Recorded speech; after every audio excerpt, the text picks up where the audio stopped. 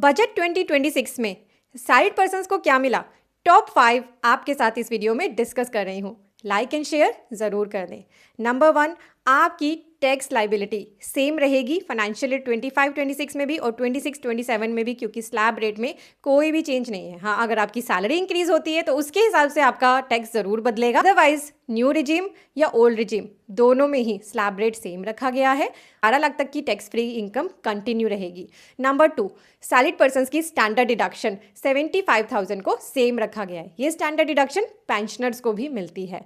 Number 3, ITR के नए form आ रहे हैं जो आपके लिए बहुत ही ज़्यादा सिंपल होंगे। आप आराम से बिना किसी की हेल्प के खुद ही घर बैठे उन्हें फाइल कर पाएंगे और ITR फाइलिंग की वीडियोस फ्री में आपको सीखने के लिए मिलती है CA गुरुजी यूट्यूब चैनल पर। CA गुरुजी को फॉलो कर ले। नंबर 4, ह्यूमन नेचर है, गलतियां हो जाती हैं। ITR को फाइल करने के बाद उसे रिवाइज करने की ऑप्शन तो होती थी, पर उसकी टाइम लिमिट कम थी, 31 दिसंबर तक थी। उसके लिए टाइम लिमिट थी 9 months from the end of the assessment year.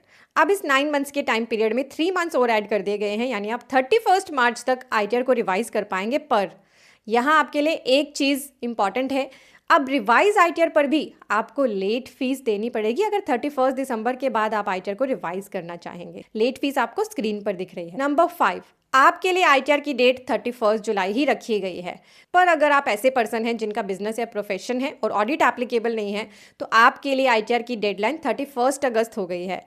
But अगर आप सैलरीड पर्सन हैं, 31 जुलाई की डेट को मिस कर देते हैं तो आप बिलेटेड ITR 31 दिसंबर तक भर सकते हैं। अब मान लीजिए आपने बिलेटेड ITR 31 दिसंबर तक भरी, जिसके साथ आपने लेट फीस दी जो आपको स्क्रीन पर दिख रही है।